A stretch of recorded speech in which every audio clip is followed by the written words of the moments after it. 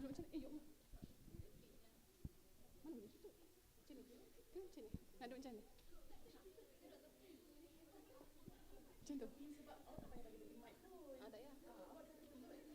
Oh. Okey. Betul. Okey.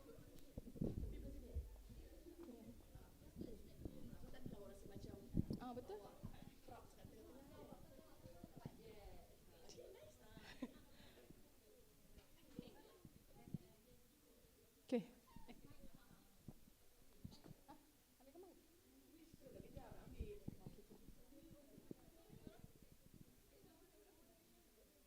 Nampak tak kata-kata?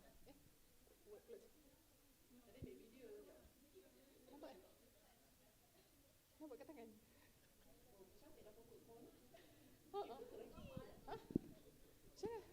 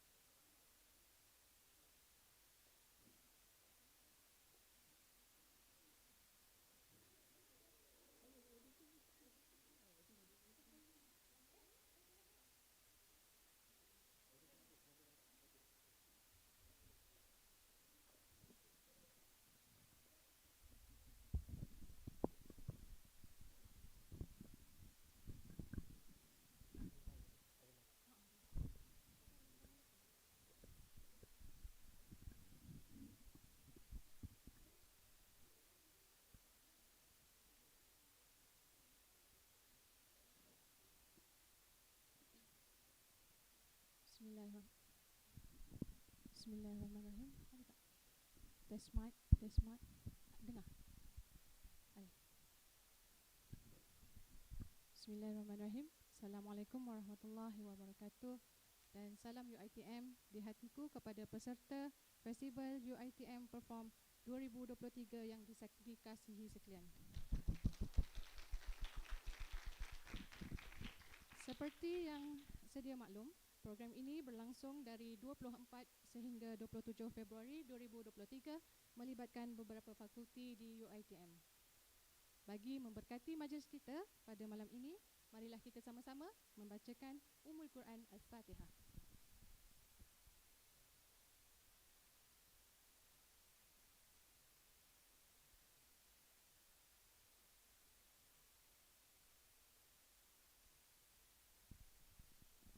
Alhamdulillah, pada hari ini kita sangat bertuah kerana dikunjungi oleh bekas pelajar Bersama Asasi UiTM Universiti Teknologi Mara, iaitu yang pertama perkenalkan Dr. Putri Atika dan panel yang kedua adalah Wan Muhammad Haikal. Okey, selamat datang selamat datang kembali ke Bersama Asasi UiTM. Jadi tanpa melengahkan masa, kita mintalah panel-panel kita untuk memperkenalkan diri. Okey. Dipersilakan panel yang pertama kita, Dr. Putri.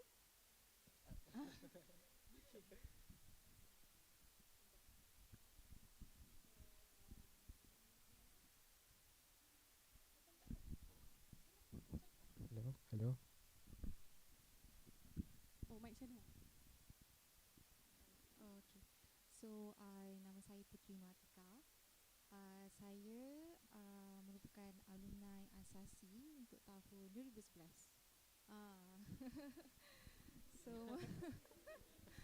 So masa tu bukan lagi kat UiTM Dengki, tak ada lagi lah. So saya batch yang dekat UiTM Puncak Alam. So kemudian saya habis saja selesai Asasi UiTM, saya bersambung degree dalam Bachelor of Dental Surgery dekat UiTM Sungai Buloh. So sekarang saya bekerja sebagai dentist lah dekat private sector. Terima kasih. Assalamualaikum warahmatullahi wabarakatuh. First sekali saya nak ucapkan terima kasih lah kepada pihak Asasi untuk kerana sudi menerima saya hari ini. Okay, nama saya Wan Muhammad Haikal Shah, Muhammad Sarif. Saya bekas alumni daripada sesi 2018-2019. So sempatlah kat sini. So sekarang saya sambung Bachelor in Mathematics dekat UiTM Shah Alam. And saya baru saja tamatkan saya punya last semester. Jadi sekarang tengah tunggu result lah sekarang.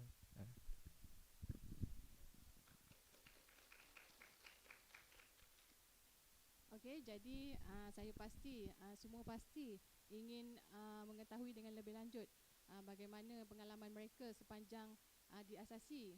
Jadi kita bawakan yang lama, kan, yang semasa tak wujud lagi, kan, dan yang memang didengkil, kan. Okey, jadi kita bermula dengan Dr. Putri dulu. Alright, okay. So saya start Asasi pada tahun 2011, kan. Okay. So kiranya selepas SPM tu kita ada banyak choices yang kita boleh pilih, antaranya macam matrikulasi, or you want to go overseas, ataupun Asasi lah.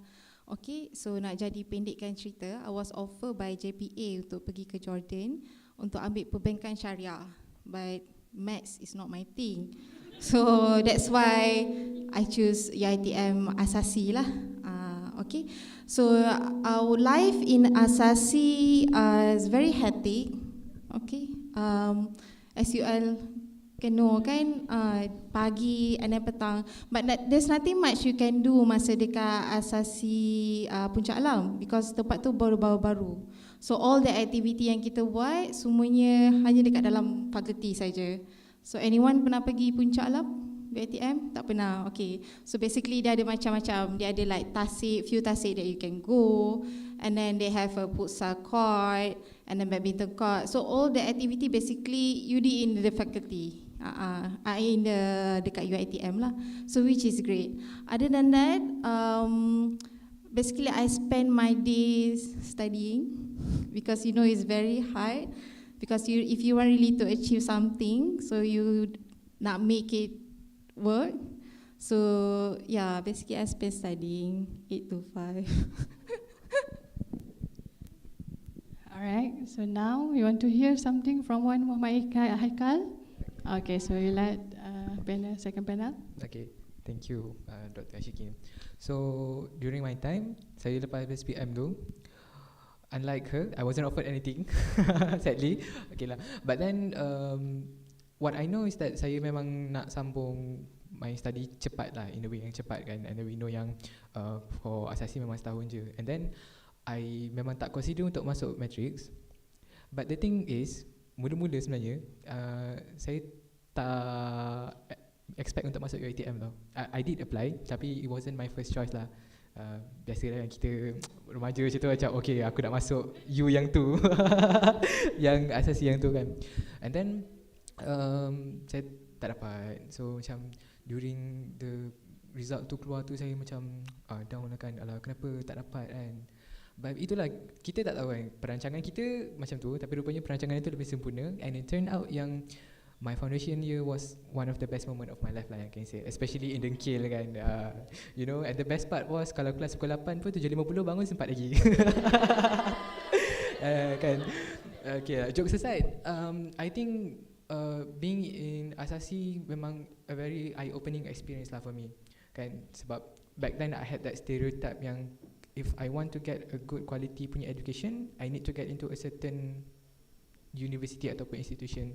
But then being here really changed my opinion on that lah. Sebab I understand yang ilmu tu ilmu regardless of where awak timba ilmu tu kat mana kan.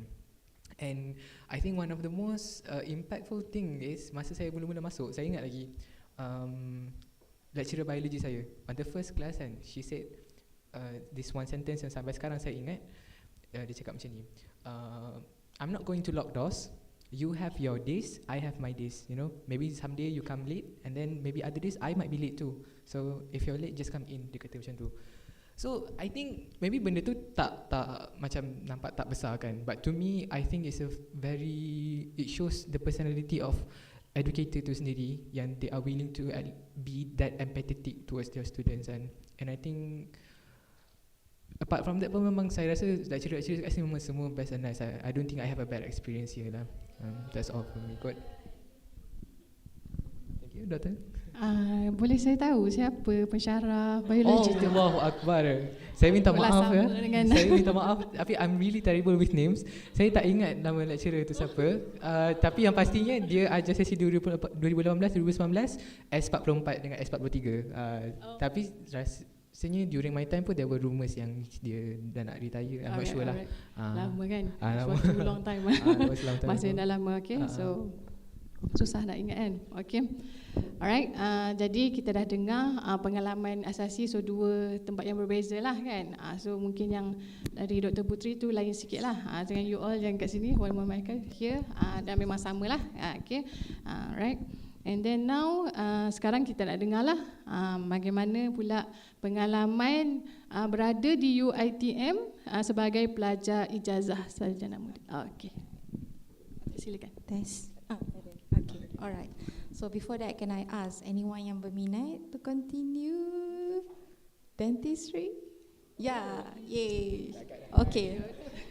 Okay. This is expected. So I guess, do you have any clue about dentistry? Tak ada. Okay. So I just want to share one story about me, how I get UiTM dentistry. Okay, so you know lepas kita asasi, we need to isi the UPU. So UiTM is my first choice lah, Faculty of Dentistry, dentistry semua. So on the day of the result UPU, what happened is my result keluar anda tidak berjaya. So a bit terkejut lah because my result masa asasi was okay lah kan. So I macam terkejut, why tak dapat apa semua. So I was macam a bit macam sedih, kenapa UiTM tak nak I ke apa ke kan. So what I did is, that one is masa the result keluar on Friday. So what happened, I call them. So apparently ada something wrong with the system UPU and whatnot. So pihak asasi sendiri help me contact directly dengan Faculty of Dentistry. long story short, I get in. So moral of the story is, if you really passion, you nak benda tu, you have to go through it. So the outcome will be different. Kalau saya just duduk mengenang nasib, kan, the outcome will be different. So kejar apa yang you nak kejar, make it happen lah. Okay, so my pengalaman is I'm the batch yang fakulti dekat 2 tempat, satu dekat Shah Alam and then satu dekat Sungai Buloh. So the main reason yang saya pilih dentistry in UiTM, as you know, Faculty of Dentistry is the biggest fakulti pergigian dekat Malaysia. Dia orang baru buat kan, dia orang baru buat. So you have to know, kita punya course pergigian ni, dia every year they have like a new technology, have something new that you need to learn. So if you want something new with a new technology, you kena pergi tempat yang baru, yang sediakan benda-benda baru lah, kan? So that's the reason why I choose UiTM lah. Sebab definitely fakulti baru, semua benda baru, so you punya experience tu dia lagi best sikit lah. Okay, so is it okay? I actually prepare some slides. Sure. Okay, to share with you my 5 years journey lah. Cik. Yeah. Okay, so this is the faculty, so big, so nice. Okay, so definitely 1 week masa you masuk, you akan sesat. So yeah, you need friend to go mana-mana. Okay, so next. So dentistry dia ada 5 years. Okay, so what we do dalam masa tahun pertama, ada co-curriculum wajib, so you need to masuk PBSM. You cannot choose kesatria ke apa ke, it's wajib to masuk PBSM lah, because they want to prepare you something yang health related. Okay, and then basically year 1 is all about fun, belajar je, tak payah fikir apa-apa. Okay, alright, and then we go on to year 2. So this is year 2. So year 2 is where you start the simulation lab. So simulation lab is a tempat where you practice your punya dental skill on dummy. So you will assign 1 dummy. So you nak gambar atas tu, that is my dummy. So kita practice tampal gigi, buat gigi palsu semua on that dummy lah. And then this is also where you start to organize your dinner in year 2. Okay, let's move on to year 3. Year 3 is where you start your clinic. Okay, on real patients. That is my first time cabut gigi. Yeah, okay. And then you also, so semua kerja-kerja dental you need to do it yourself lah. Termasuk macam ni, gambar susun gigi palsu, so you need to do it yourself. Okay, so they allocate time for lab dari 5 PM to 7. So basically your class is full from 8 to 5, then 5 to 7 you continue with your lab work lah. So you keluar malam, gelap, balik, gelap. Okay, and then that one is a hospital visits, it's compulsory juga. Okay, let's move on to year 4, is also clinic. Okay, and then and then we do community service juga. Kita pergi ke sekolah, kita pergi rumah-rumah orang tua untuk bagi dental talk and dental program. Then also we have a event, we call it Principosium. Principosium is where you as a student kena masuk pertandingan lah, sama ada pertandingan debate, poster competition, table clinic competition, so ada banyak. So sepanjang 5 tahun tu, bukan yang kita jenis belajar je, ada je every year activity yang you kena masuk and you kena buat. It's either organize or you attend any competition lah. Okay, alright. And then lastly is year 5. So year 5 is about finishing your requirement. So requirements is masa kita year 3 and year 5, you have a set of requirement that you need to finish sampai year 5 in order for you to sit for professional exam. If you tak complete the professional exam, you tak boleh grad lah basically. Okay. And also it's the year where you research, present your research paper. Okay, alright. Okay, so this is antara activity yang they have lah. So we have a new student orientation, di mana kita menyambut pelajar-pelajar tahun 1 Okay, this is how we sambut lah. Kita baling dia warna-warni kat dia. Okay, and then next we have a gowning ceremony. So gowning ceremony is a ceremony sebelum you masuk klinik. So you akan pakai the gown and then baca ikrar before you enter your clinic in year 3. So this is a year 2 event. Okay, and then you have pre-intervarsity games. Okay, so bila masuk the dental ni, you have to aktif bersukan juga. Nak tak nak, you kena masuk sport. Okay, this is macam hari sukan untuk antara fakulti lah, between your batch. Okay, because they want to prepare you. Can you go to the next slide? For intervarsity games. The next slide please. So intervarsity games adalah game sukan yang you lawan antara fakulti-fakulti pergi GIA di Malaysia. So you will lawan with UM, UKM, PIDC, government as IPTA, PTS lah. So you kena lawan lah with them. So it's actually because our community is very small. Okay, Faculty of Dentistry dia punya student dia very small. So dia nak rapatkan itu, they do this kind of event lah. Okay, and then next we have this is a community service. So we have mobile dental clinic. And then next, every year you have annual dinner. So usually year 2 have to conduct the dinner lah. Okay, next we have team buildings, buddies day out, team buildings. And then we also have, this is the student symposiums lah, di mana you have to present your research or any competition yang diorang sediakan, you have to masuk and you have to buat lah. Okay. Okay, this is ELP, di mana waktu year 5, you akan dihantar for 1 week, pergi ke negeri-negeri, ikutlah you di-assign ke negeri mana. Contohnya pergi ke Sabah for 1 week so that you can experience dental punya pekerjaan dekat sana. So it depends lah you kena assign dekat mana. For me, I got assigned to Johor, so I have to spend 1 week dekat Johor. Okay. This is what I really love lah about the faculty. So before you ada the convocation punya ceremony, they do a pre-convocation for you. So you can invite your parents, your siblings, your grandparents. So diorang akan buat a special event khas untuk you for the pre-convo lah. So it's a very nice event, I like it. And then, that's all. Okay, thank you. Okay, so dah nampak sikit dah jalan kan mana yang nak jadi dentistry tu. Jadi kita pergi pula pada yang pure kan. Okay, kita dengar pula pengalaman daripada pelajar matematik. Okay. Okay, first of all, nak tanya juga ada ke yang nak sama matematik ke masa FSKM ke? Ada ke? Susah kot. Tak. This is expected actually. Masa saya dulu pun memang most of my batchmates memang semua target masuk either medic ataupun dentistry yang medicine related lah. But then that's not the case for me. Sebab during my foundation year I think it was the time yang I realised my own strength and weakness lah. And saya memang sedar yang saya tak boleh nak bawa bio dengan chemist.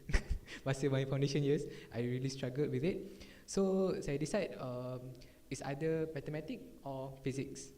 So memang itu dua, pure physics and pure mathematics was the first two lah. Pure math my first option, and then my second option was pure physics. Dua-dua dekat UiTM, and alhamdulillah I got into PSKM under Bachelor for Mathematics lah. And I want to say sorry sebab saya tak dapat nak prepare slide macam ni sebabnya I only get to experience one semester je dekat fakulti, and then COVID happened. So my first semester saya dekat sana, dekat UiTM Shah Alam, and then during the second semester tu dah start lockdown and everything. Yang cuti sekejap tu lepas tu terus PKP kan. And then up until my 5th semester memang semua online, lecture semua online, semua kena datang online. And then up to the 6th semester baru start hybrid and I start going back to faculty lah. But then there wasn't a lot of things yang I can do lah sebab one semester kan. But then the thing that I can share is that untuk, let's say you want to get into mathematics kan, maybe your impression would be semua nombor-nombor kan, macam papan penuh dengan equation. That would be the thing yang the first thing yang come to your mind kan. It was betul, ada benda tu. You akan ada satu tahap yang you dapat soalan satu line and your jalan kira 3 muka surat. And then you found out yang dekat the first page tu you tertinggal negatif, jawapan muka surat 3 tu salah. Sakit kan? Okay. But then again, betul, memang akan ada buat the equation and everything, but that's not the case sebenarnya. Bukan itu saja yang akan belajar. In my case, for my first semester, saya kena ambil 8 subjek. And out of 8 subjek tu, 2 subjek je matematik. Yeah, you ada calculus and also linear algebra. The rest of it, awak kena belajar ekonomi, awak kena belajar account, awak kena belajar programming. And then up to the third semester, awak akan dibagi pilihan untuk go either BDA punya track, ataupun stream, ataupun accounting. So accounting, as we know accounting lah kan. And then for BDA, it's actually big data analysis. I'm not sure kalau awak familiar. But if you look it up, big data analysis ni, or data science related ni memang something yang sangat in demand sekarang. And sebenarnya benda ni, it was newly introduced untuk course matematik. Macam saya CS249 memang mathematics. And saya pun memang ambil track tu lah, sebabnya saya minat to do a bit more on programming lah rather than accounting kan. And then that's when I realise yang UiTM ni sebenarnya bukannya setakat offer education, but they also think about what you're going to do after you graduate. So you don't have to worry about that lah. And that's the thing yang I can vouch for. Okay. And then for activities, there's a lot of thing yang you boleh join sebenarnya. Even if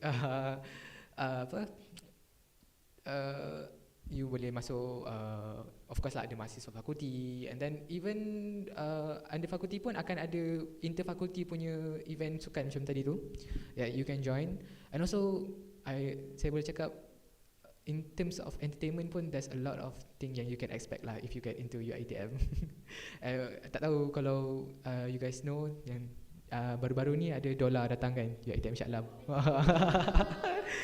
So yeah, you can expect a lot of things. Maybe bukanlah saya nak kata you have to get into UiTM because of that, but then that's like a plus lah for me kan.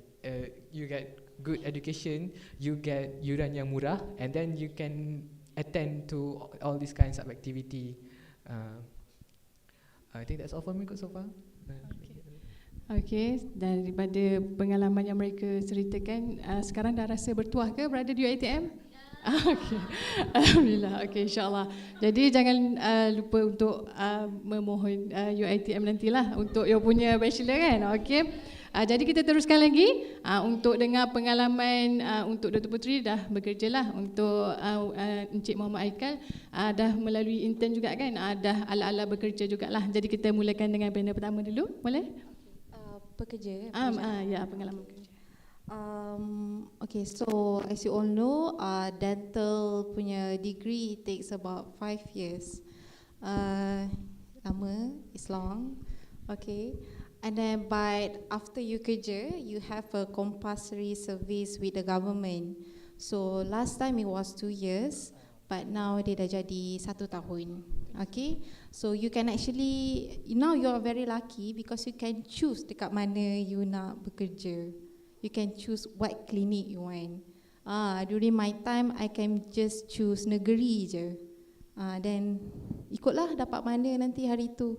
So saya pilih Melaka, so saya dapat klinik pergigian Selanda. Siapa pernah dengar? Dekat Jasin. Okay. Jasin pernah. So it was a very small town dekat Jasin lah. So I did my government service. I completekan 1.5 years. That is when I decide untuk keluar. Because do you guys update with the current punya medical punya, you know, the contract thingy? Yes, okay. So during my time it was a contract lah. So it's either you want to continue ataupun tunggu they offer the permanent post. So for me, I decided to quit, and then saya sambung in private sector. So now it has been berapa dah? 3-4 tahun dekat private sector. Okay, so dari segi peluang pekerjaan, after you dah habis the compulsory service in government, actually ada banyak. Selalunya kita tahu government, private kan. So actually you can continue first, you can continue with Kementerian Kesihatan. Second is Kementerian Pertahanan Malaysia lah, you jadi army.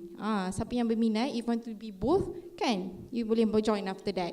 Or if any you guys yang berminat untuk jadi lecturer, you can go under Kementerian Pendidikan Tinggi Malaysia. Okay, where you can be a trainee lecturer and then sambung and be a lecturer lah dekat any fakulti pendidikan. And then last kali baru you go for a private sector. Okay. Okay, that's all. Ada apa-apa soalan ke untuk pengalaman kerja Dr. Putri? Ada apa-apa nak tanya? About degree pun boleh juga. Saya just nak tambah lah. So the thing about if you continue with UiTM punya faculty dentistry, you don't need to worry about the facility much. Especially macam hostel, dari segi kenderaan boleh bawa ke tak, kenderaan boleh. Hostel 5 years, don't worry, diorang akan bagi. Even kalau you nak duduk luar, diorang yang tanya kenapa you nak duduk luar.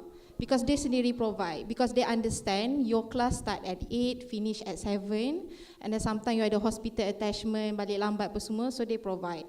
So usually, because saya pernah dekat UiTM Shah Alam sekejap before pergi ke UiTM Sungai Buloh, if in UiTM Shah Alam, you have to pergi college punya program, kumpul stiker, penuh stiker baru dapat college.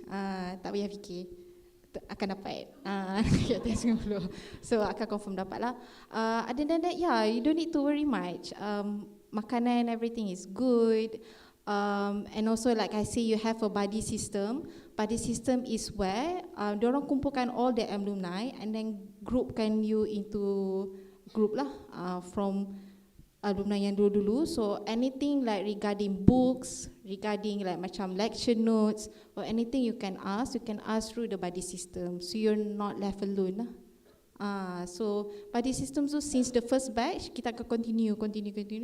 So tengoklah siapa jadi buddy system saya nanti.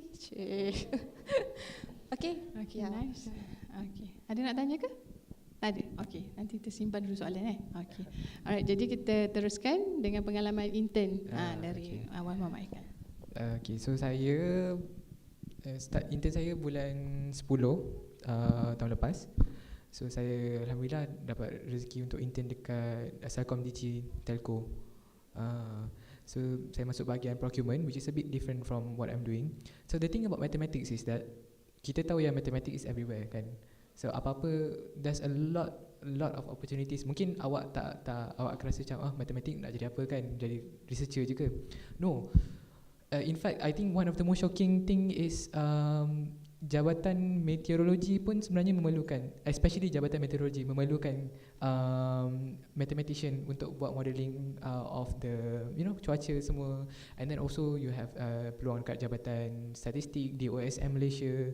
And then even dekat luar pun, macam saya major matematik, but then my minor is big data analysis. So it has a lot of thing to do dengan data analysis. And dekat luar memang banyak peluang untuk you jadi intern as a business analyst ke or data analyst ke. So you don't have to worry about job opportunity lah. So in case you are someone yang minat untuk belajar juga, in fact UiTM is actually one of the university yang offer fast track untuk PhD. So let's say for degree you manage to graduate in first class, ada peluang untuk you skip master and then terus buat PhD. Tak semua universiti dekat Malaysia offer benda tu, and UiTM is one of the university yang offer. And if I may add a bit lah on the facilities kan, untuk UiTM Shah Alam kan, betul memang susah. On the first semester you don't have to worry lah. On the first semester memang semua pelajar akan duduk dalam college.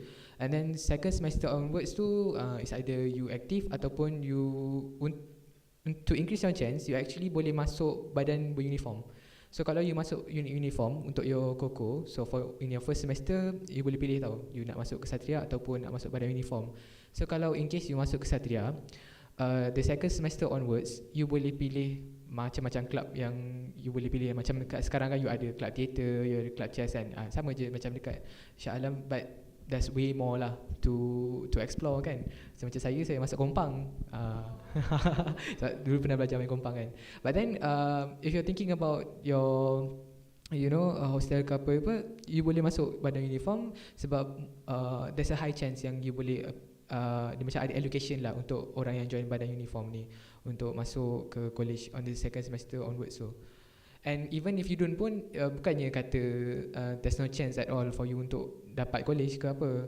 And let's say lah you have to duduk luar ke apa ke, UiTM actually ada offer banyak assistance, financial assistance, contohnya pusat zakat ada.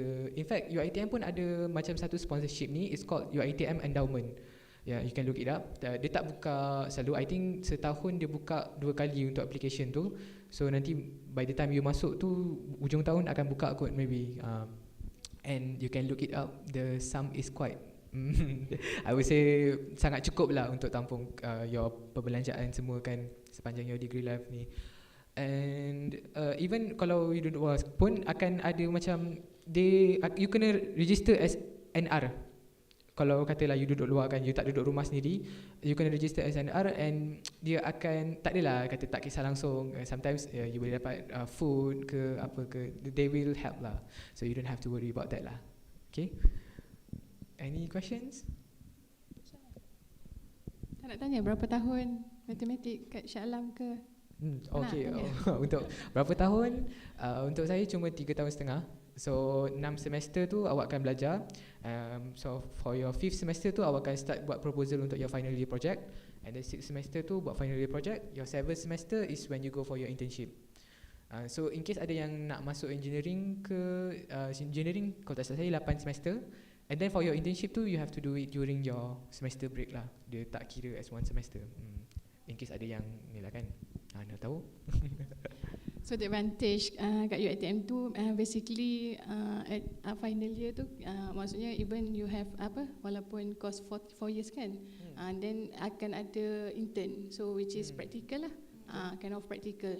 So kalau ada company yang bayarlah kan, tapi biasanya bayar kan, bayar sebab macam dah rasa feel macam kerja kan, dah macam kerja lah kan intern tu. Okay, sebab macam Dr. Putri memang dari tahun 3 sudah pengalaman tahun untuk 3 dah start lah. Dah jumpa passion semua ya? Ya betul. Passion tu Dr. Putri cari ke macam mana? Cari. Sebab macam saya pernah juga dapat email kan. Okay. So usually they have a waiting list lah masa dekat diorang ada sediakan waiting list, but it's about finishing the requirement fast, want to grade on time. So usually you cari sendirilah. So for me saya cari sendiri. Tapi kalau ada waiting list tu saya ada ambil jugalah. Yang tu jadi macam dia punya one off project ke macam mana tu? So basically masa tahun ketiga hingga ke tahun kelima, so they give you a set of requirement. Contohnya you kena cabut 30 batang gigi sepanjang you belajar. 30 batang gigi, kena tampal 20 batang gigi, kena buat gigi palsu a few sets. After you finish the requirement, they give you exam, a clinical exam where you need to finish a certain procedure in a given time. Contohnya you have to tampal gigi dalam masa sejam. So you have to finish it. So once you finish the requirement and the competency test, that is when you boleh ambil the professionals exam. So during my time, professional exam is every year. So bila every year you have to finish kan, ada certain requirement lah. So you have to finish every year, because if you don't finish the requirement and also the competency, you cannot sit for the exam, and then you have to extend the semester lah. So yeah, anything you wanna ask about? Tanya je. Macam ada soalan je tu? Nak tanya ke? Tepuk-tepuk tu. Untuk pengetahuan semua, kita juga bersiaran langsung secara live di YouTube channel UiTM Pusat Asasi. Okey, jadi kalau ada soalan dari yang secara langsung pun boleh jugalah untuk utarakan soalan. I think I have something to add for the new batch lah. Okey, boleh. Siapa yang tadi nak ambil? Semua Dentistry. tak dah turun tangan dah. Semua tak mengaku dah. Tadi rasa macam semua. Tadi dia tanya macam semua angkat. Kan? Maybe dia nak continue maths but berbarah. Okay, do you know like what you guys need to prepare kan? Selain results, ada interview. Okay, you guys know most of the university that ada interview. So saya dikira lucky, my batch tak ada interview. Yes, because during my batch is about result. They need a good result. Tapi sekarang ramai dah orang ada good result, kan? So they want macam mana diorang nak pilih. So that's the reason why they do the interview. So I can give you tip and tricks what you need to excel lah masa interview. So they know korang semua pandai for flat, kan, first sem, second sem. So they need something yang different. So it's a bonus if you have other talents. So you have to fikirkan balik ni, what is your talents. Talent tak semestinya menyanyi ke, or you can dance. Talent can also be if you good in photography, if you good in sports, apa semua, or if you good in painting ke. So contoh, let's say if you good in painting apa semua, bring your contoh-contoh painting semua, bawa and show them. That's what makes you different lah. Okay. And the second thing is you need to know your basics. Meaning jangan datang dengan tak tahu what is dentistry. You need to learn a bit lah your basic. And then the third one is I think it's good if you explain, you treated what is your challenges and how you overcome it, so that it can like macam bring out your personality.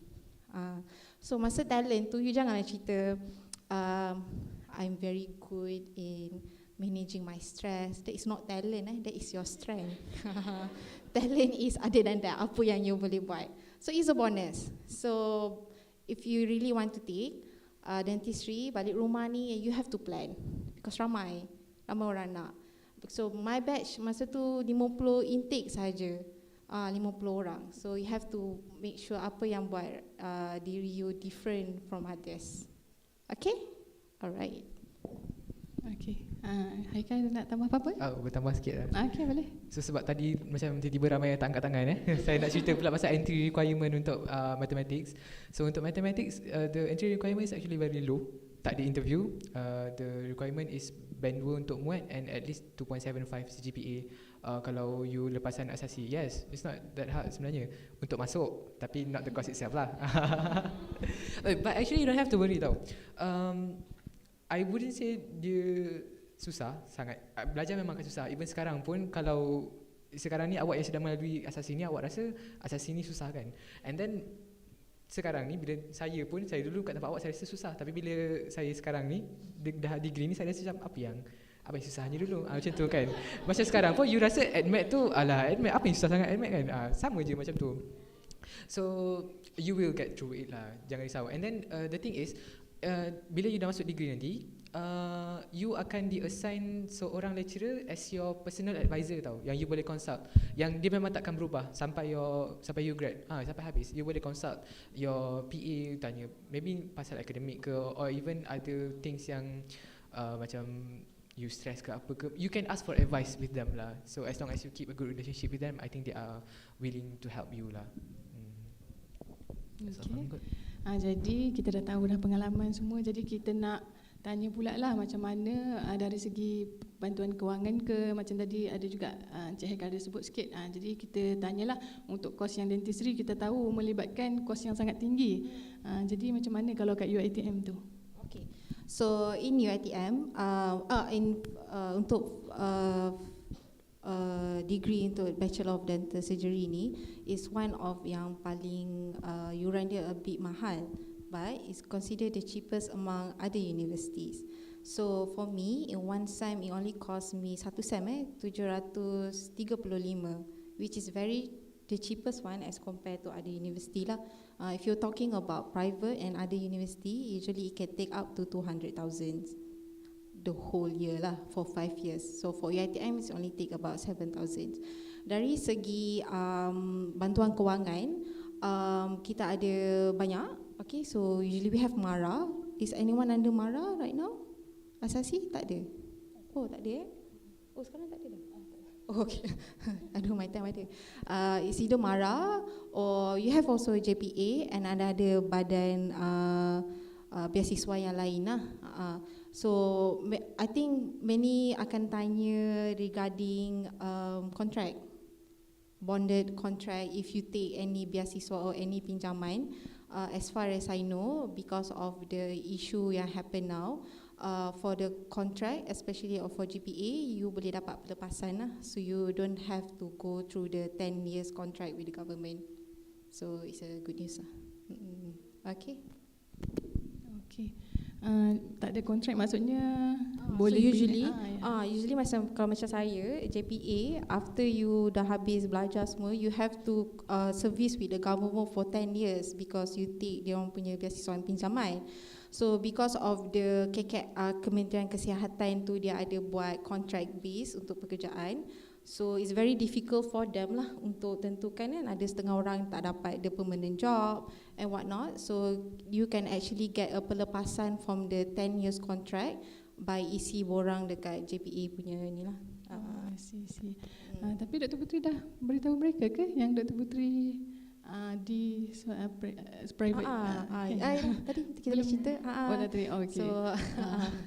So I think the main reason because it actually depends on like I said, bila you masuk dentistry ni, you have to really plan dari sampai you belajar and then sampai you bekerja. So when I got posted dekat klinik perginggian Selanda, I can see that the chances for me to get permanent is very low. Because it actually depend on klinik yang you kena posted juga. So from there I plan. So I think like plus bila kita dekat ni, dia punya treatment is very limited yang kita nak buat lah. So if you want to expand more, you want to buat benda yang lebih lagi, so that's the reason why I move to private sector lah. Okay, terima kasih Dr. Putri. Kita teruskan pada Encik Haikal. Macam mana sepanjang 4 tahun tu Encik Haikal survive dari segi kewangan? Okay, so untuk mathematics pula, I think rata-rata cost dia around 500 something je untuk satu semester. And in terms of financial assistance, macam saya cakap tadi lah, ada zakat yang it's not, dia bukan bantuan yang berterusan tau. You kena apply every semester. So dia macam one off. So let's say you ada bantuan lain, you dapat macam in my case, saya apply for PTPTN. So I'm a simple person, so saya rasa macam, in case you don't know, PTPTN actually you boleh minta pengecualian bayaran under the condition yang you grad on time and then you graduate first class for your degree lah. And then ada syarat-syarat lain lah yang you can look it up. And then even so, saya for the first semester tu saya dapat juga bantuan zakat. Saya apply and saya actually dapat bantuan zakat tu. And dia akan bagi based on what you need. So they will interview you, dia tanya your background macam mana. So dia bukannya you apply and then you dapat a fixed amount. So dia akan bagi based on what you need. So you have to go macam the interview lah. And then like I said lah, ada juga UiTM endowment, and then ada MARA and JPA and so on lah. There's a lot of financial assistance yang you can find. You just have to look it up lah. I'm sure it's there. Kita masuk.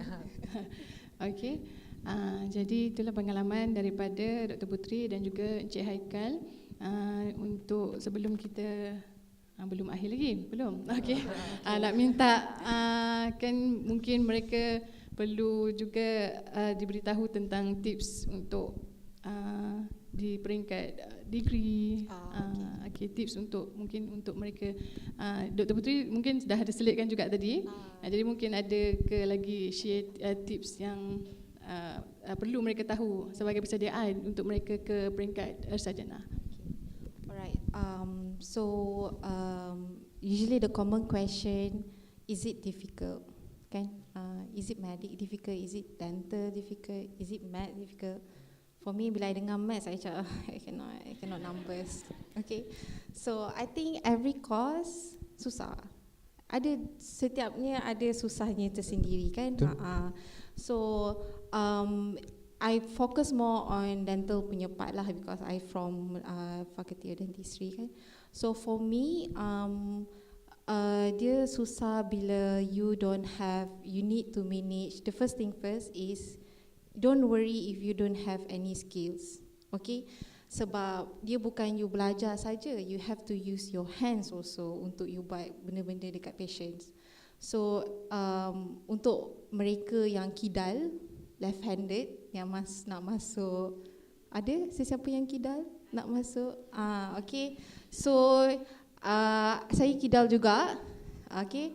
So you have to banyak bersabar dan sentiasa practice because all of the instrument is right-handed punya instrument. So you need to use your right hand. So that is my difficulty. So bayangkan orang yang tulis kanan, you have to use your left hand to do everything kan. So it's a bit difficult. So what I can say is, if you don't have skill, don't worry because bila dekat sana akan ada seorang dua orang yang memang power. Masuk-masuk je dia dah pandai dah buat semua benda, dah pandai cuff gigi. Kita ni macam terkial-kial nak buat apa semua kan. So don't worry, you ada 5 tahun untuk practice. It's a long time. Okay, so what can you do? I can give you tips. Contohnya you have to okay gigi, you have to carve your gigi kan. So you boleh beli sabun buku and then you can carve on the sabun. That's how you do it lah. Ataupun if you want to practice tampal gigi, so you tak boleh lah panggil kawan you, can I practice on your gigi or not kan. So what can you do is you can beli balang, you put dekat any dental clinic and cakap I nak gigi yang dah dicabut, can you simpan for me. So you use that gigi to practice. That's how you do it. Okay. And then another thing is, second thing is, dia takkan jadi difficult if you can manage your time. Like I say, dental punya faculty is all about requirement. So you have to finish your requirement. So you have to know, diorang punya, kalau asasi punya jadual, dia fix kan, dari minggu 1 sampai minggu 14. 14 kan?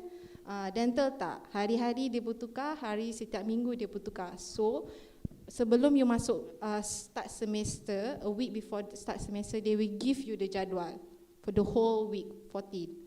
So you can plan masa seminggu tu. So especially during your year 3 and year 5 lah, where you need to do your patient. So you plan with your partner, oh I gonna take this session, I nak buat patient ni. So I nak take this session, I nak buat patient ni. That is how you finish up requirement lah. So it's, don't worry if you don't have skill. Time management is very important. It is difficult, but as long I think nothing worth come easy, kan? So you have to berusaha and then get help from your friends, especially bila you in a very small community. Macam dental ni dia ada 50 je batch you, 80, 70. So you make friend and jangan buat kerja seorang-seorang lah. You help each other. InsyaAllah boleh grad on time. Alright, okay.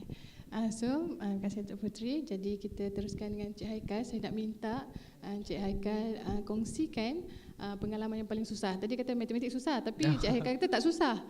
Jadi kita nak tahulah apa yang susah kat degree Cik Haikal kan. Okay, silakan. I think for me, the most important thing sekarang is awak kena tahu apa benda yang awak rasa awak boleh buat, and awak kena make sure yang awak ada minat ataupun awak boleh, there's a possibility yang you akan pupuk minat on the bidang yang awak akan buat tu. Sebab it's going to be a long journey, 3 years, 5 years, you know.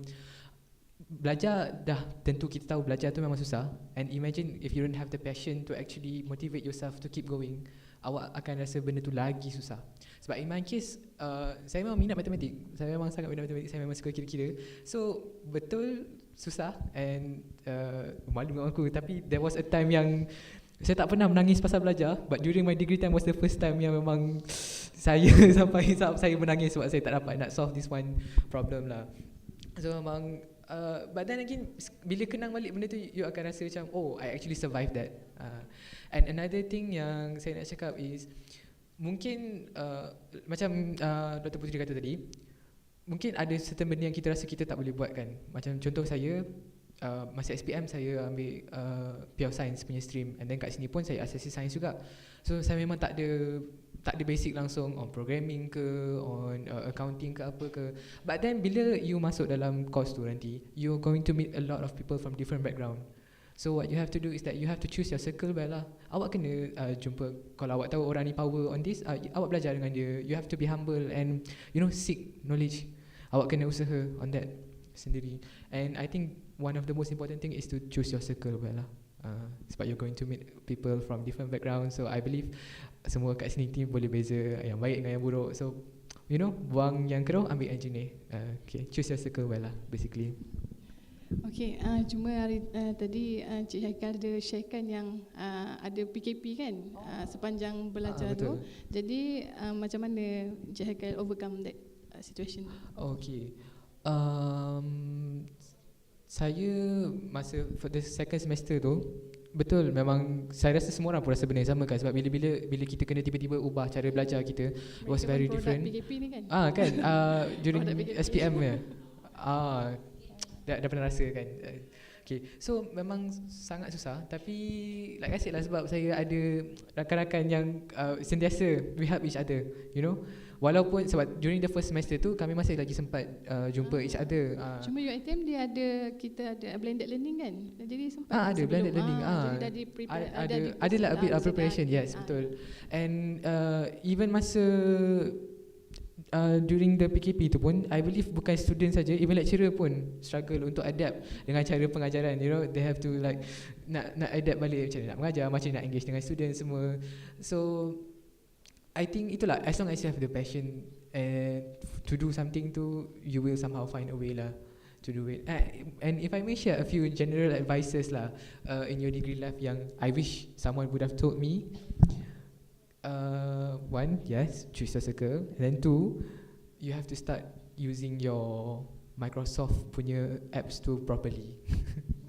So saya harap kalau masih lagi ada yang kalau nak pergi the next page tu, you tekan enter banyak kali. Tolong belajar guna page break, tahu how to do the formatting, and then how to do proper citation, sebab it's going to be used a lot. And bila awak dah masuk degree nanti, you cannot expect your lecturer untuk ajar sampai sedetail itu kan, sebab they have to kejar the syllabus lagi. And the thing, benda-benda yang macam ni is something yang you kena belajar sendiri lah. You have to take the initiative to learn how to do these stuffs.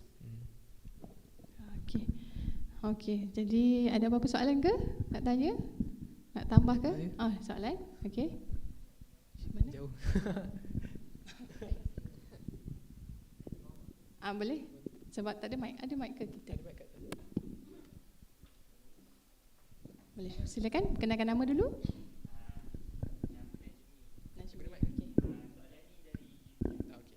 Okey, dari YouTube. Okey.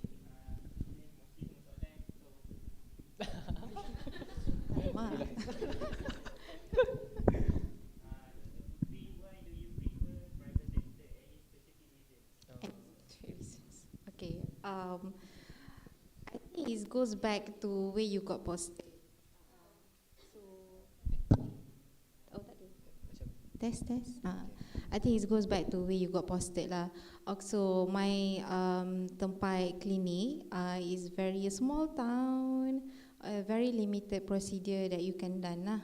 Other than that, if because of material yang tak cukup, facility yang tak cukup, so bila tak ada benda tu, you have to refer to the specialist yang ada dekat bandar lah. So because we learn a lot during our 5 years, ada benda yang kita minat throughout masa kita buat kan. So ada benda yang kita minat yang saya tak boleh buat masa dekat during the government punya practice. So I think that's the main reason why I change to private sector, so that saya boleh practice apa yang saya belajar tu more lah. You have a more opportunity dekat luar sana.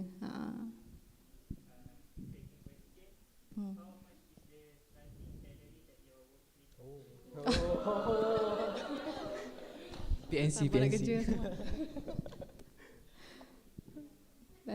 Tak payahlah. Confidential. Yes. Confidential lah. Kalau nak tahu, you kena kerja lah as a ni. Then you I know. think at least they can look it up lah for the general amount. I believe ada because website in government yang pun boleh. they have a list, the yes, basic card and whatnot. And then sekarang ni is at your fingertip. You can also know Betul. private sector punya amount ni lah.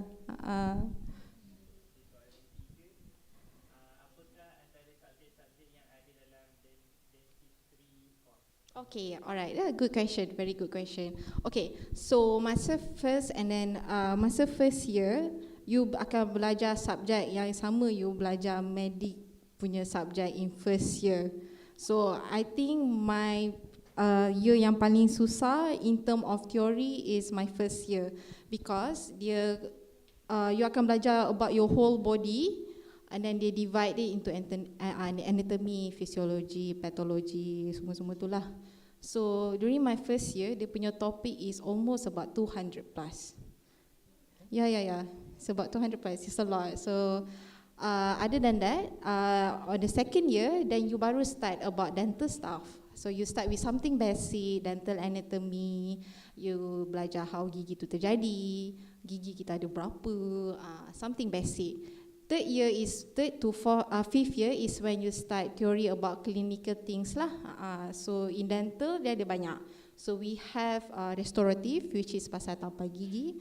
We have endodontic, pasal akar. We have prosto, pasal gigi palsu, crown, bridge. We have surgery. I think most people minat surgery. We also have pediatric, gigi kanak-kanak. And also we have pathology jugalah. So it's a lot. That's why bila saya cakap after 5 years, you ada benda yang you minat. So benda yang you minat tu you pergi ke arah sana lah.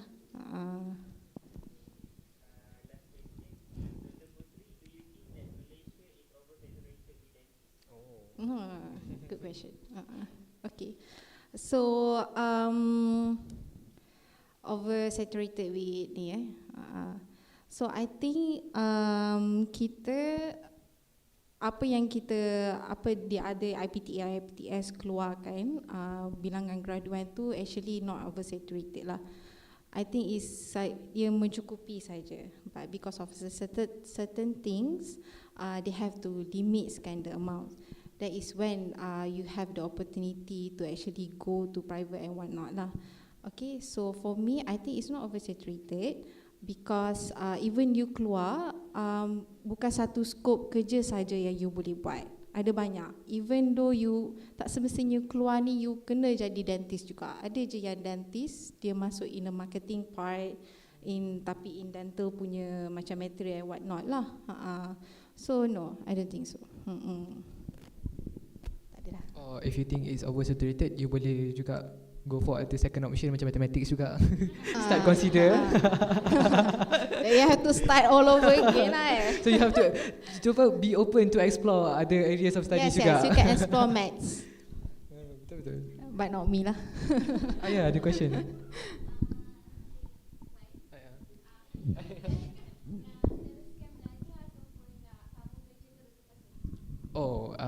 In my case, saya sebenarnya daripada sekolah dulu saya memang nak mengajar.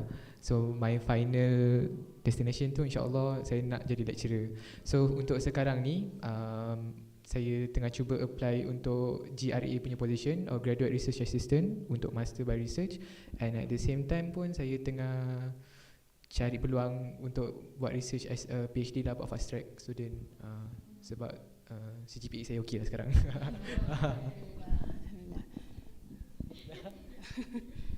Nak exact lah, ni bukan PhD.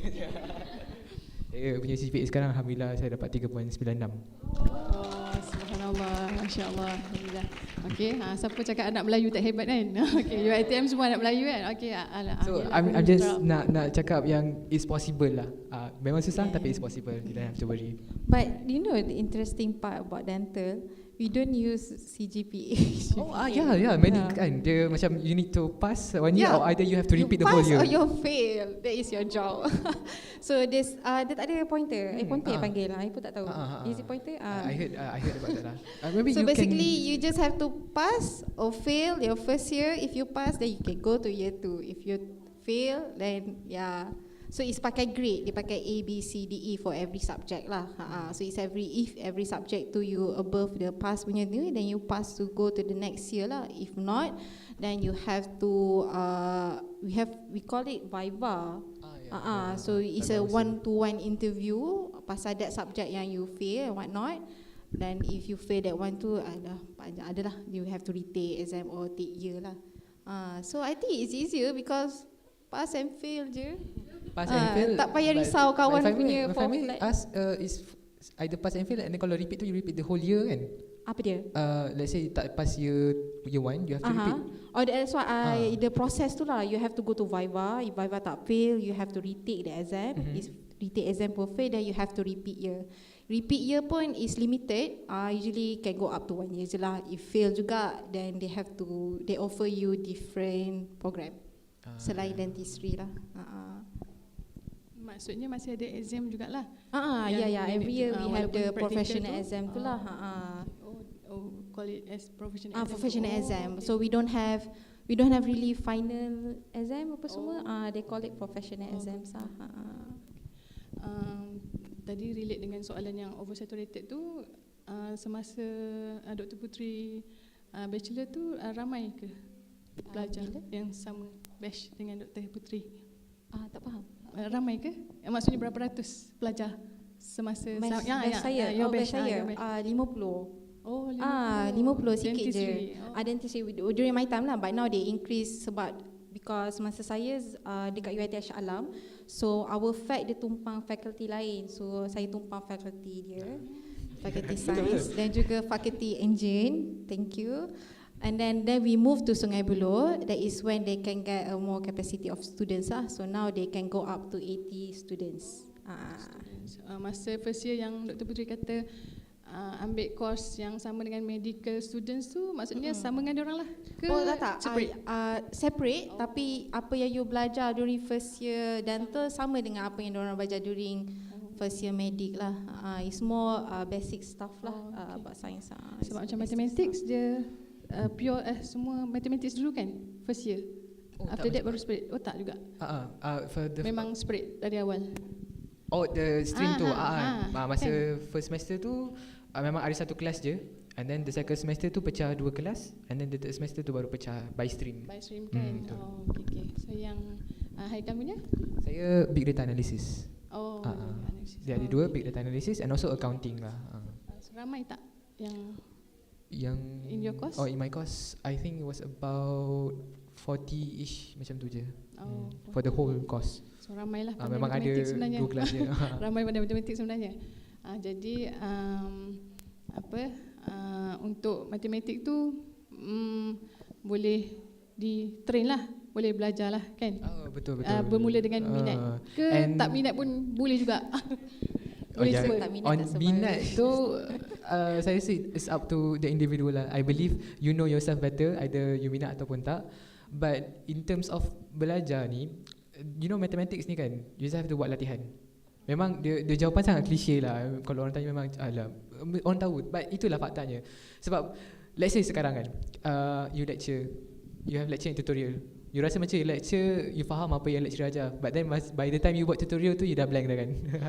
Sama lah, you have, you know, and bila you dah masuk degree ni, I believe, of course lah, kita belajar daripada lecturer kita, but your second lecturer would be YouTube lah. And you will befriend a lot of Indian guys. Yeah, betul. And no. The thing is, they offer the best lecture, you know. Sebab basically, if the lecture video is an Indian guy, usually dia memang akan spot on lah. You akan faham dengan lebih cepat. True. Jadi dia kena bersama dengan effort lah. Sorry. Talking about like lecturers, in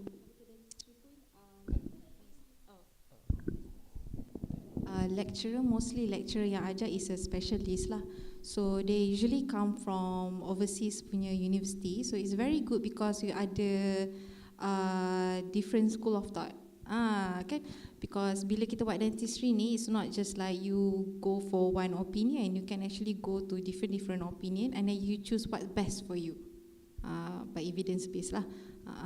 So yeah, I think in term of macam like you say, in term of the lecturer pun is I think it's the best one lah, because I cerita my experience, when you go for government kan, you have to go posted to hospital kan. So dorang standard question, you university mana? You university mana? University mana? So one you say you from UiTM, I ada soalan untuk you. So you kena prepare lah, because they know that graduan from UiTM can really answer the question macam tu, because they know the lecturer is that good, they can make sure that the student yang lahir from that from UiTM able to do what they expect to do lah. That's one of the things. Lagi tak ada soalan dah? Kita nak sembang santai ni. Okey, silakan.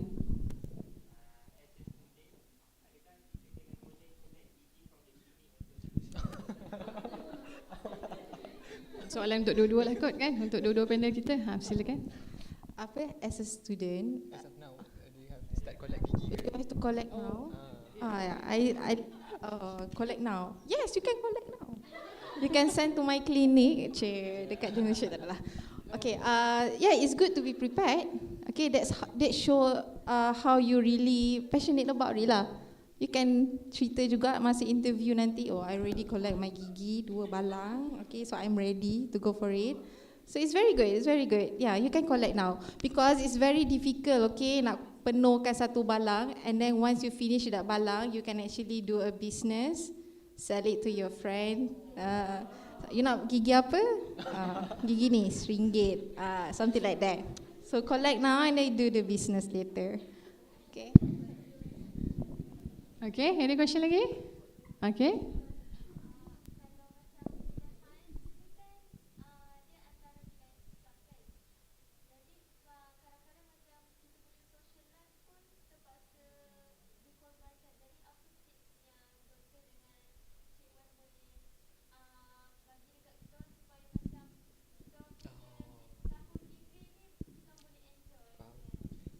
We have 2 different opinions kan because you from like PTP. Betul. I think you go first lah. Okay, saya nak cerita based on my 1 semester experience lah. Okay, yang saya sempat kat sana tu. Awak sekarang rasa Asasi pack tak jadual? Your degree life nanti, I can vouch you akan rasa sangat free. Dia tak spek. Betul saya cakap. Serius. You akan rasa macam, betul you akan everyday akan ada kelas and everything, but you akan rasa macam you tak maybe it's the syllabus itself kot, dia tak macam packed as compared to Asasi. Maybe sebab you tak ada tiap-tiap minggu kena buat report, tak ada tiap-tiap minggu. Akan ada, but then it's not as frequent as during your time in Asasi lah. So in terms of social life tu, you will have a lot of opportunities, especially kalau you actively involved dalam committee ke your clubs, and you're going to have a lot of time lah. You don't have to worry about that lah for me. Okay, Dr. Putri. I think it's a bit different with your course lah. Okay, so you all know dental ni is a very packed. So 8 to 5 memang full, and then 5 to 7 you have to go to the lab. So 5 to 7 to the lab tu is your choice lah. Kalau you nak pergi boleh pergi, kalau tak nak tak perlu pergi. So I think because dental ni 5 years, there's so much you can do. Okay, so you don't have to macam too stress. I think my mistake is saya terlalu during my Asasi, saya terlalu belajar sangat. Tak keluar. I duduk dalam bilik je, tak keluar lah. Plus there nothing much pun kat UiTM Puncak Alam tu. Ada MACD dengan apa you? Ada MACD dengan Econsave. So MACD. So there's nothing much you can do. So that is when I think I need to relax a bit. So that is when bila masuk degree, you have 5 years. So you ambil masa yang you ada. Contoh kalau if macam after lab tu kan, you can choose you nak pergi ke tak nak. So if you rasa macam stress that day, you nak keluar apa semua, plus dekat UiTM Sungai Buloh, very near to IKEA ke you, so you can do. And also you also have weekends. Other than that, because every year you need to organize event. So bila organize event tu, make it fun. That is when you spend more with your friends. So jangan terlalu stress. So yeah. Oh, if I may add a bit lah, not related to the question, but saya baru teringat sebenarnya, if you actually go into UiTM pun, one of the exciting part is there's a lot of chance for you to apply to be an exchange student. Yeah, true. During my time, I think ada pergi Korea, ada pergi Korea excited ada pergi US, and myself pun actually saya ada apply untuk exchange student ke King Mongkut University Tamburi Thailand, something. Tapi cuma lepas sampai tahap nominated by faculty lah. Tak ada rezeki nak lepas kat sana. Sebab the process is awak kena dapatkan nomination daripada fakulti dulu, and then fakulti akan nominate awak ke university yang tersebut lah, yang awak jadi exchange student, and then it's up to them lah whether dia akan terima atau tak. But there's a lot of chance, and even if awak dapat peluang ke sana, I believe UiTM pun ada sediakan a bit of financial assistance, Yes, bantuan true. untuk Yes. awak punya perbelanjaan ke sana nanti. True. Okey, lagi? Ada apa soalan? Ada. Untuk dentistry dia punya ada macam assignment juga ke macam mana? Ke lab tu lah? Lab lah, sama macam Asasi, we have labs and all. Maksudnya assignment yang ada jugalah. Assignment pun Kind of ada project. jugalah. You need to do, basic benda yang all university student kena buat, presentation, have to present. You have Asasi they have macam kelas kan. Sorry lah dalam. Pun ada kelas juga, a class where you have to do your homework at home apa semua. It's the same. It's basically the same. It's just that additional you have the clinic lah. Which is fine actually, clinic tu. Ramai orang fikir macam stress kan, but actually it's very fine. I like clinic. Okay. Cuma beza dia untuk course matematik, your lab tak ada katak lah. You'll be working with software, computer. You will learn how to, unless you tiba-tiba rasa you nak plot katak dekat komputer, that's a different story lah kan. Basically computer lah kalau dia You will learn a kan. lot. For myself, sepanjang matematik sepanjang degree saya, dalam course saja saya kena belajar 4 programming language yang berbeza. So ada C++, R, Python, what was the other one? Java tak, sebab Java is a bit advanced. Tapi the thing is, you don't have to worry sebab as long as you dapat dia punya essence tu of the programming tu, basically untuk subjek, untuk programming language lain pun you takkan rasa susah sangat lah untuk belajar, sebabnya it's just a different syntax lah macam tu. At least for me it's like that lah. Okay, untuk dari segi nasihat lah kepada adik-adik ni kan, yang berminat untuk dentistry kan, yelah yang berminat untuk dentistry ni macam mana Dr. Putri suggest? Okay, like I said lah, you really need passion to do it. You cannot do it without passion. Maksudnya kena minat jugalah. Kena minat. Ya, Tak boleh kena terpaksa, minat. Tak boleh mak ayah terpaksa. paksa ke, tak boleh Bukan mak ayah paksa ke apalah. Because bila you minat, you ada target. So bila dia ada target, you akan achieve that target. Tak kisah apa-apa yang berlaku during 5 years, you gonna make it happen. Even though you fail ke, you cannot finish up the requirement ke, but you have the target, you have the passion. That is when you akan teruskan your punya perjuangan lah. So my advice is don't give up. There's so many times during the 5 years journey that you feel you want to give up because it's very difficult for me lah. Maybe for you easy ke, I don't know. Okay, for me it's very difficult. So don't give up. Doa restu ibu bapa tu is very important. You can see the difference bila when you ask for help and whatnot. Okay, and then make friends. Jangan sorang-sorang. Make friends. Yeah, I think the most important thing is don't give up. Don't give up. Jadi kalau untuk yang tak minat tu, ada tak Dr. Putri jumpa masa kawan-kawan yang sama? Ada. Ada tak yang tak minat? Jadi So apa they have they struggle a bit during the second year tak struggle because it's more about theory. You baca, you hafal, you jawab, you pass. But dia akan jadi problem when you enter clinical years, where you have to use your skill, you have to use ni. So you akan jadi macam a bit stress because bila you tak minat, you can't do it, and then you tengok orang-orang skilling dah pass, you tak pass. So dah ada effect in a way lah. So you akan rasa susah dekat situ. That's why I say bila you ada minat, then baru you buat. Even you fail pun you macam tak apa, okay, I minat buat practice apa tu. So bila you tak minat, you macam alah, nak practice pun malas, nak cari gigi pun malas, beli kat orang, macam tu lah. Berusaha untuk minat dululah kan. Kena minat bermula dengan dulu. minat dululah. Yes. So, dan ada target kan. Nasihat dari Dr. Putri. Dari Haikal, ada nasihat tak? Dan maksudnya kalau macam Haikal memang minat matematik. Jadi ada tak nasihat untuk yang tak minat matematik ke, ataupun accidentally kena dapat matematik tu ke? Ada nasihat tak? Okay. Untuk yang tak minat tu, saya rasa saya tak tahu lah, sebab during masa saya dekat tempat awak dulu, saya pun actually sebenarnya clueless dengan apa saya nak buat. Saya rasa macam nak rasa macam nak buat ni, rasa macam nak buat ni. So I think sekarang ni baru awal lagi lah, the early of your semester tu kan. You still have a lot of time to consider thoroughly apa yang you actually nak buat. You still have time untuk explore other faculties. I believe esok ada program lagi kan, doktor, untuk fakulti semua. So it's a good time for you to actually explore, sebab kadang-kadang kita macam tak tahu pun yang ada certain course tu wujud.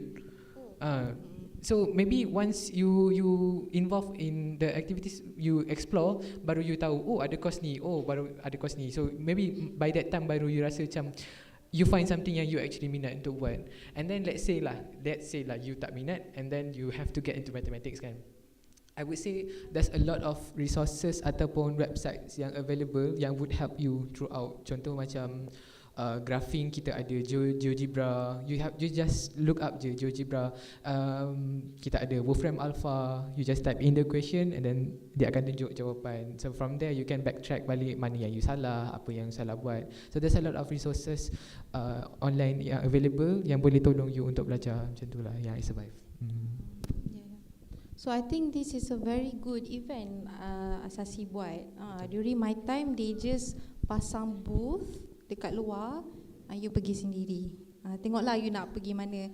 So you pilih lah which faculty you want. So you approach that booth and then you tanya what not. This one they come to you kan, they bagi talk, which is very good. So you can ask apa yang you nak ask, apa-apa yang you nak tanya apa semua. So good event, I like it. And also you can actually look up the faculty online. Usually they would tunjuk the whole course punya list yang you boleh tekan satu-satu, yang dia akan tunjuk entry requirement, the courses yang you akan ambil, subjek apa yang you akan ambil. And also I baru check tadi, dia ada tunjuk juga what are the possible job yang you boleh apply for after you graduate, macam tu.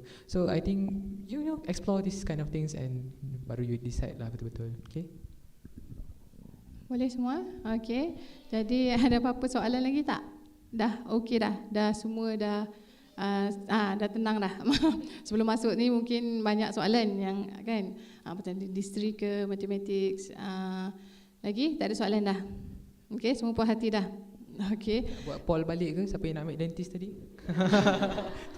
Sekarang dah buat fikiran ke nak matematik ke nak dentist ke? Okey, masih nak sains ke kan? Okey.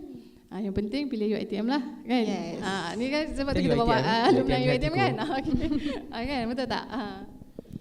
Okey, jadi tak ada soalan Okey, yang dari YouTube ada? Okey, ada soalan.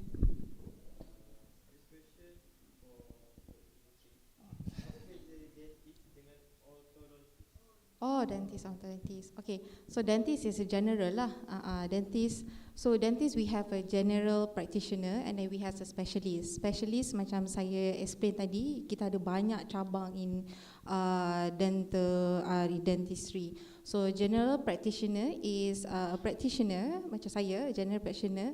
Dia buat apa yang kita buat masa kita belajar, tapi we have a limitation. Kita ada certain things yang kita tak boleh nak buat. It's beyond our capabilities kan. So that is when you refer to the specialist. So specialist kita ada banyak. One of it is orthodontist lah. So orthodontist adalah pakar pasang braces. It's not yang braces dekat salon, dekat Instagram. No. Okay. This is a qualified one. So is orthodontist is pakar braces lah. So it's different with general practitioner. So if general practitioner, you can't really do pasang braces unless you get the certificate to do it lah. Okay. Okay. Like I said tadi, of course you akan major mathematics, but at the same time you akan ada your stream. You akan boleh pilih accounting ataupun big data analysis.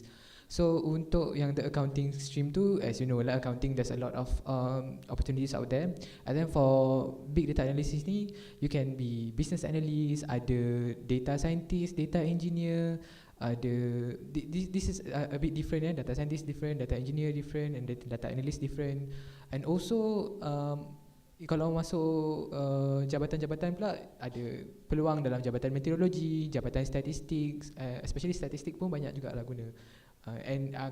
But statistik usually I think kalau you nak target masuk situ, it would be better kalau you ambil course macam science actuary ataupun statistik lah, yang more lean towards that lah. Ada lagi? Ada lagi? Okay.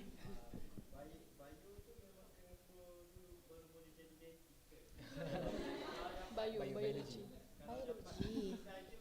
Kalau dapat apa?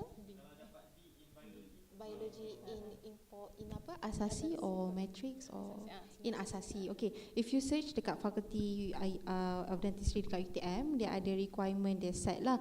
So for Asasi in science, UITM, the grade is I think must be 3.5 and above for biology, chemistry and physics. And you have to pass the interview. That is the minimum requirement. 3.5 and above, which is B lah. Which is B. Minimum.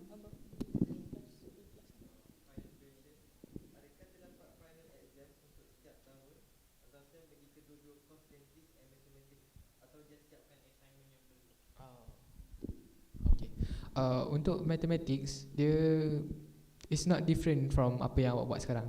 So akan ada, it depends on the course. Ada course yang macam 70% your continuous assessment and then 30% final year. Ada yang 40-60, ada yang 50-50. Macam sekarang lah, sama je. For dental, there's no assignment. I mean ada lah assignment, but it's just for yourself. But you the exam lah that I mentioned, the professional exam, tu saja, where it goes by year. I mean during my time, I don't know this time dia dah change ke apa, but during my time is the professional exam is every year, and then you need to pass, and also the clinical requirements. That's all, dua tu je. Other than that, and also sorry, yang ketiga is your research paper lah during your final year. Semua tu you need to pass, then in order for you to grad lah. Other than that, tak ada. Tadi ni ada question. Tadi ada soalan kan? Okey, silakan.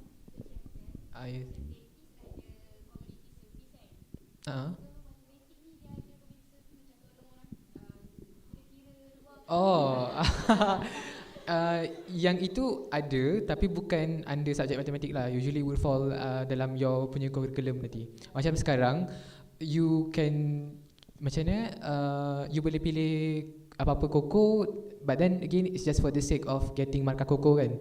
But when you get into degree nanti, curriculum tu you akan ambil as one subject. You akan di-evaluate untuk subjek tu, and usually the yang community service tu would fall under that lah, under that subject. So in my case, saya kena ajar orang main kompang. Boleh? Silakan.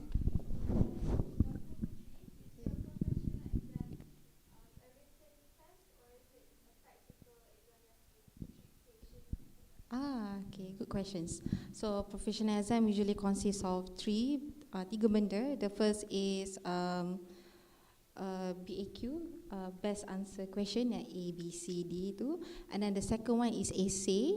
You have to write essay. And then third one is we call it OSP. OSP is where is macam nak explain? Dia macam a live exam. So dia akan bagi you situasi with a patient berlakon, and then masa tu juga they will ask you lah, so how you want to manage this patient, what kind of medication you want to give it, you nak bagi apa semua. So usually the OSP tu dia ada about 15 to 20 station. So you have, is given 3 minutes, so you have to go through each station 3 minit. So that is during clinical year. During the pre-clinical year pun you ada OSP juga.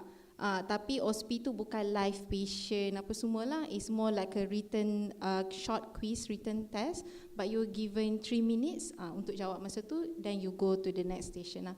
So usually the professional exam consists of 3. Okay, if let's say you pass with good grades, okay, ada few of your friends, ada 2-3 orang yang pass with good grades, so you have to go a viva distinction. A viva tu is an interview one-to-one with as a external examiner. So dia akan tanya questions masa tu lah. That is when they decide siapa yang best student, so that they will give award masa annual dinner. So every year you kena belajar lah dapat the award kan. So if let's say the professional exam you tak dapat nak buat, you fail ke apa, you also have a viva juga. It's a one-to-one punya interview. If you pass that viva, then you can go to the next year lah. If not, then you have to retake the exams. That is basically the professional exams lah. Okay. Boleh? Kalau boleh tambah sikit. Okey, silakan. Cakap pasal best student tadi pun saya baru teringat, untuk I think most of the faculties pun ada program ni. Let's say for every semester yang you punya result tu you get dean list, usually akan ada satu ceremony lah untuk macam penghargaan every semester macam tu ada juga. For I think yours faculty ada anugerah dekan. Anugerah dekan, sekolah anugerah dekan. But not in our faculty. But don't be sad, kita ada award lain lah. Best student in that subject overall. Every year orang akan bagi. But the difference is, so our faculty is very different lah. Because our cuti SEM pun different dengan orang. Our even the calendar akademik pun berbeza. Dia tak sama. Kita memang di alam lain lah macam tu. Dia tak sama tapi masih UiTM di hatiku. UiTM di hatiku. Walaupun tak sama So dia a bit different because kawan you semua tengah cuti tapi you kena belajar, and kawan you semua cuti tiba-tiba you ada exam. Dia different.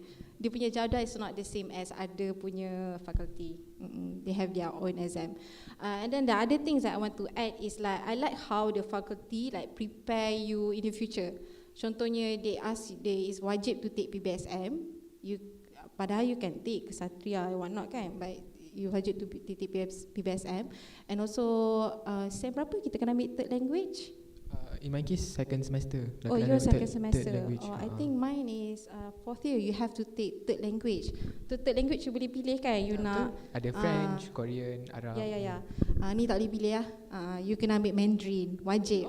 So it's very good because you can practice, you can use masa you treat your patient, especially your Chinese patient. It's very good because bila you dah posted dekat government nanti macam-macam patient you jumpa, so you can use that. So it's very, I like how they prepare in future. They plan it for you. And you can learn more than annyeonghaseyo lah.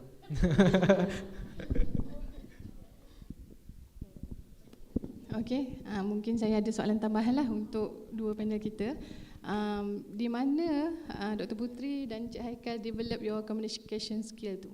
Macam Haikal tak kerja lagi kan, tapi tengok cakap boleh tahan juga kan. Dr. Putri dengan patient boleh share tak, sebab dia orang nanti kebanyakan course dia orang ada interview kan, jadi boleh tak share pasal communication skill tu?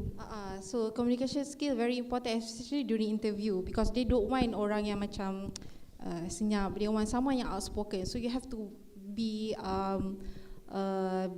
very berani lah, like I say.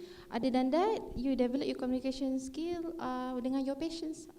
So dengan your patients, you have to be nice to them. Even patient-patient yang macam kita jumpa pelbagai manusia kan, so you have to like your face must be there, and then you have to that's how. Other than that, because I already mentioned, the faculty also provide with banyak jenis of competition that you can attend, so you can also practice through that lah. It's either within the faculty or they send you out dekat luar to wakil untuk the faculty.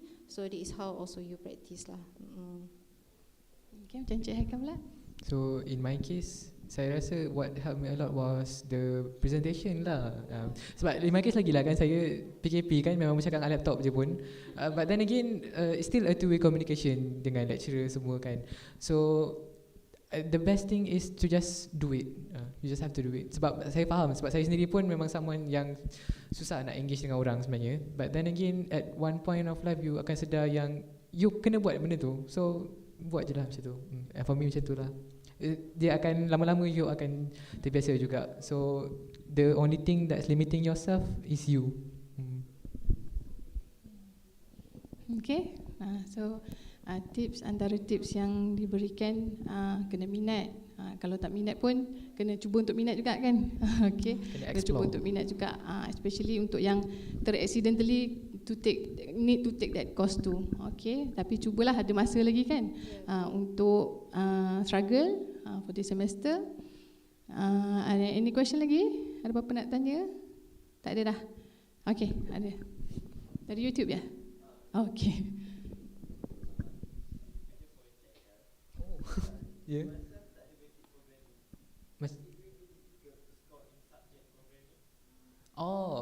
Macam saya cakap tadi, saya pun sebenarnya tak ada basic programming. Masa sekolah saya ambil biology, asasi pun biology, and by the time saya masuk degree tu, bila kena belajar programming C++ tu, serius cakap saya memang tak tahu apa-apa. Macam kawan saya terang pun saya macam apa ni, memang pergi kelas tu semata-mata untuk attend je lah, memang masuk sini keluar sini. But what I did was saya minta tolong kawan-kawan saya yang ada background from programming, and diorang pun dengan sabarnya mengajar saya lah, to the extent yang saya boleh faham macam tu. So you have to ask, macam tu lah. Cari kawan yang you rasa mark orang masuk, you masuk tu you mark siapa yang macam perform, mark orang tu.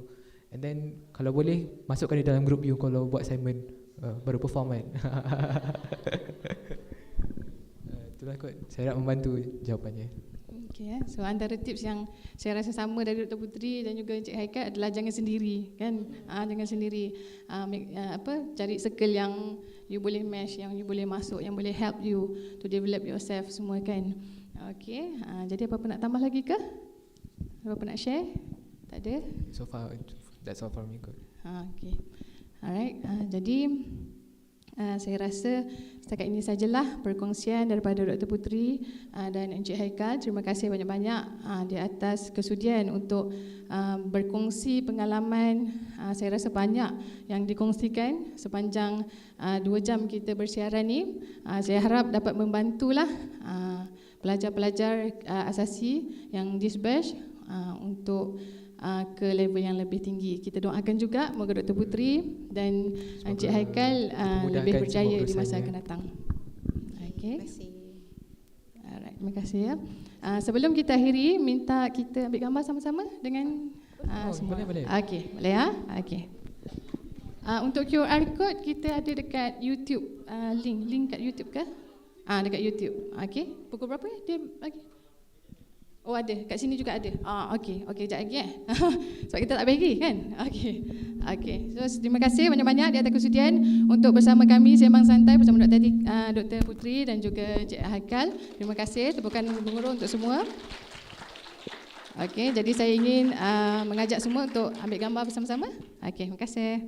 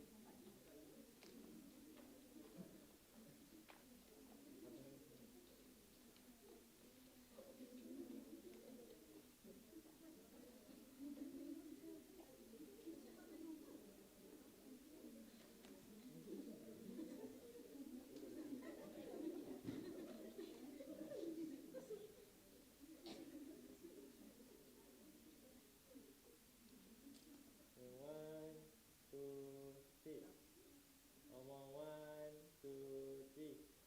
Revita.